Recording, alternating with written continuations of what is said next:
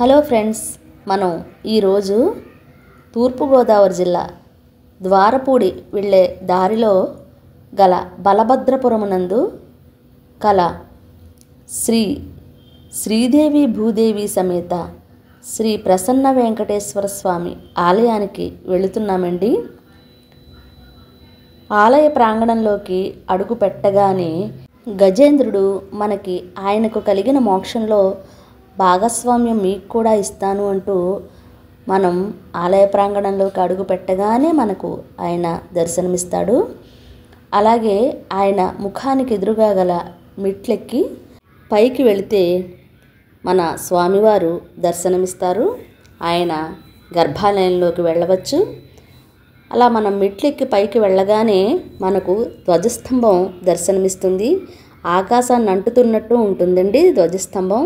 చాలా అందంగా ఉంటుంది. ఈ ఆలయం పచ్చని ప్రకృతి మధ్య నిర్మించడం జరిగింది. గాలిగోపురం చూడండి ఎంత అందంగా, చాలా కళాత్మకంగా ఉంది కదా. నిలువెత్తు గాలిగోపురం మన కన్నులకు ఆకర్షణీయంగా కనబడుతుంది. మరి అడ్డంగా ఒకసారి, నిలువుగా ఒకసారి వీడియో తీశాను మీకు అందంగా చూపించడం కోసం. ఫోను చిన్నది కదండి, వీలు కుదిరినట్టుగా వీడియో చేశాను. అయినా సరే మీకు చాలా క్లారిటీగా ఉంటుంది వీడియో. గాలిగోపురానికి ఎదురుగుండా పద్మనాభస్వామి శేషతల్పంపై నిద్రిస్తూ హాయిగా విశ్రాంతి తీసుకుంటూ మనకి దర్శనమిస్తారు. కానీ విశ్రాంతి తీసుకుంటున్నారు అని మనం అనుకోకూడదండి. ఆయన మనల్నందరినీ, మన సృష్టినంతటినీ ఒక కంట కనిపెడుతూనే ఉంటారు. అలాగే చూడండి, ఆ ప్రక్కనే ధ్వజస్తంభానికి ప్రక్కగా 2 మెట్లు పైకి వెళితే చక్కగా మన స్వామివారి ఆలయంలోకి మనం వెళ్ళొచ్చు. ఆలయ ప్రాకారం బయట కూడా మీకు బాగా వివరంగా చూపిస్తున్నాను. ఆలయ ప్రాకారాలపై చక్కటి కళాఖండాలు తీర్చిదిద్దారు. చాలా మనోహరంగా ఉంటాయి. చూడండి, అక్కడ వరాహలక్ష్మీ నృసింహస్వామి చక్కగా కొలువు తీరి ఉన్నారు. ప్రాకారంపై గాలిగోపురాన్ని మరి ఒక్కసారి మీకు చూపిస్తున్నాను. ఎందుకంటే పావురాలు చక్కగా టపటపా రెక్కలు కొట్టుకుంటూ ఎగురుతూ చక్కగా అలా ఆడుకుంటున్నాయి. వాటికి చక్కగా నివాసం ఏర్పాటు చేసుకున్నాయి.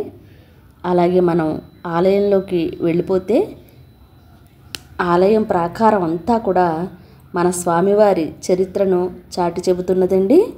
మన వెంకటేశ్వర స్వామివారి చరిత్ర మనకందరికీ తెలుసు కదా. ఎదురుగుండా గరుత్మంతుల వారు, ప్రాకారంపై చూడండి మన స్వామివారి అవతారాలన్నీ ఉంటాయి. చక్కగా చాలా అందమైన కళాఖండాలు తీర్చిదిద్దారండి. చక్కగా ఆలయం అంతా కూడా ఎలా ఉంటుందంటే రంగురంగుల హరివిల్లులాగా చాలా అందంగా ఉంటుంది. ఈ ఆలయాన్ని మీకు చూపించాలి, వీడియోగా చేసి మీకు చూపించాలి అనే ఆలోచన నాకు ఎందుకు వచ్చిందంటే, ఈ ఆలయాన్ని దర్శించుకునే భక్తులు చాలా తక్కువగా ఉంటారండి. ఇంత పెద్ద దేవస్థానం ఇక్కడ ఉంది అంటే, ఇంత నిలువెత్తు స్వామివారు ఇక్కడ కొలువై ఉన్నారు అంటే చాలా తక్కువ మందికి తెలుసట. నేను ఆ ఆలయానికి వెళ్ళి వచ్చిన తర్వాత కొంతమందితో నేను షేర్ చేసుకున్నప్పుడు చాలా అందమైన ఆలయాన్ని నేను చూశాను. స్వామివారు అక్కడ చాలా ప్రసిద్ధిగా మనకు చక్కగా నిలువెత్తు స్వామివారు మనకి తిరుపతిలో ఉన్నట్టు దర్శనం ఇస్తారు అని అంటే, అవునా అంత చక్కటి ఆలయం బలభద్రపురంలో ఉందా అంటూ ఆశ్చర్యపోతూ ఉంటారన్నమాట. తెలియని వారందరికీ తెలియజేయాలని, భక్తులందరూ మన స్వామివారిని దర్శనం చేసుకోవాలని, మరి ముక్తిని మోక్షాన్ని పొందాలని ఈ వీడియో చేస్తున్నానండి. ఇంకా పైన చూడండి మన స్వామివారి మరి మన మహాలక్ష్మి అమ్మవారు అలిగి ధరణీతలంపైకి వచ్చేసినప్పుడు మన స్వామివారు ఎన్నో కష్టాలు పడి మరి ఆ పుట్టలో తపస్సు చేయడం, మన అమ్మవారి కోసం మరి మన ధరణీతలాన్ని అంతా కూడా గాలించడం, అలా అమ్మవారి కోసం ఎంతో బెంగ పెట్టుకోవడం, ఇవన్నీ మనకు తెలుసు కదా. ఆ చరిత్ర కూడా మనకు తెలుసు కదా. మీకు మామూలుగా చిన్నగా చూపిస్తున్నాను, తర్వాత ఇంకా వివరంగా వీడియో బాగా క్లారిటీగా వస్తుంది. కొంత సమయం తర్వాత చూడండి. ఈ లోపల స్వామివారు చూసారా, లోపల నిలువెత్తు స్వామివారు చాలా అందంగా ఆకర్షణీయంగా ఉంటారండి. మనం కళ్ళను తిప్పుకోలేము. మీకు ఎక్కువసేపు స్వామివారిని చూపించలేకపోయినా చివరిలో మీకు దర్శన భాగ్యం బాగా కలిగేటట్లు నేను వీడియో తీశాను, చివరిలో చూద్దురు కానీ. ఈలోపు ఆలయం గోడలపై చక్కగా చుట్టూ తీర్చిదిద్దిన కళాఖండాలని చూపిస్తాను. చూడండి, కొంచెం అటు ఇటుగా తీసాను వీడియో, కానీ అయినా చాలా అందంగా ఉంటుంది. చూడడానికి కన్నులకు ఒక దృశ్య కావ్యంలాగా చాలా అందంగా ఉంటుంది. చూడండి, అటు తీయాల్సింది ఇటు, ఇటు తీయాల్సింది అటు తీసానండి. అయినా కూడా మనకు అర్థం అవుతుంది కదా. స్వామివారి కళ్యాణ మహోత్సవము అక్కడ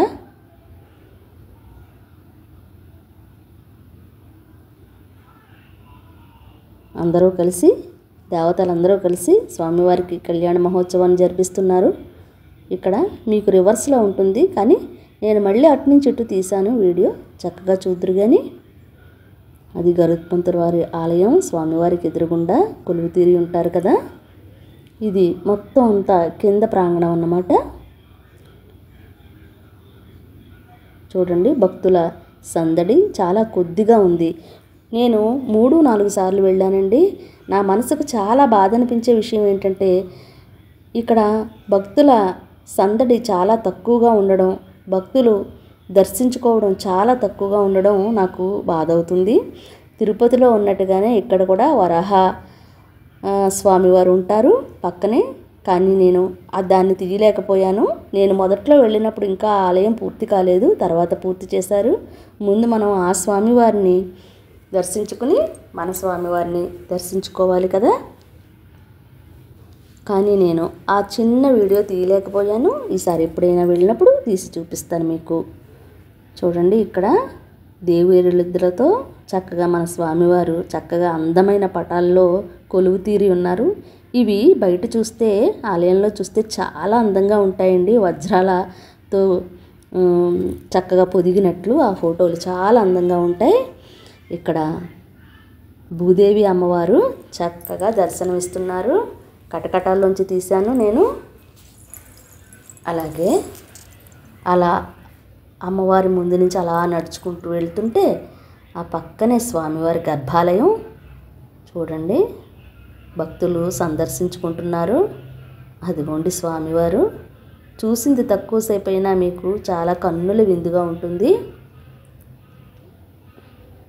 చూడండి, ఆపదముక్కులవాడ, అనాథరక్షక, గోవింద గోవింద అని గోవిందనామాలు తీర్చిదిద్దబడి ఉన్నాయి.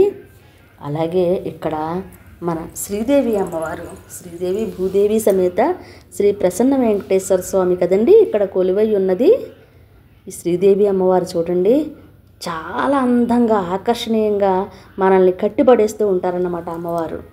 అమ్మవారి దగ్గర నుంచి మనం అమ్మవారికి చేతులెత్తి నమస్కరిస్తూ అక్కడి నుంచి కదిలి రావాలి అని అనిపించదు. ఇక్కడ కళ్యాణానికి సిద్ధం చేస్తున్నారండి, స్వామివారి కళ్యాణానికి. నేను వెళ్ళింది గణపతి నవరాత్రుల్లోనండి, అందుకోసమే ముందుగా మనం గణపతిని దర్శనం చేసుకున్నాం అన్నమాట. అర్చక స్వాముల వారు చక్కగా కళ్యాణ మహోత్సవానికి ఆసనాన్ని రెడీ చేస్తున్నారు. మరి ఈ వీడియో తీసిన ఉద్దేశం, దానికి ఒక పరమార్థం ఏంటంటే, బలభద్రపురంలో కల శ్రీదేవి భూదేవి సమేత ప్రసన్న వెంకటేశ్వర స్వామి ఆలయం భక్తుల కోలాహలంతో కళకళలాడాలని నా కోరిక. అందుకోసమే ఈ వీడియో. నా వీడియో మీకు నచ్చితే లైక్ చేయండి, షేర్ చేయండి, సబ్స్క్రైబ్ చేసుకుని నా ఛానల్ను సపోర్ట్ చేయండి. ఇంకా మీరందరూ కూడా శ్రీదేవి భూదేవి సమేత ప్రసన్న వెంకటేశ్వర స్వామిని బలభద్రపురం వెళ్ళి దర్శనం చేసుకోండి.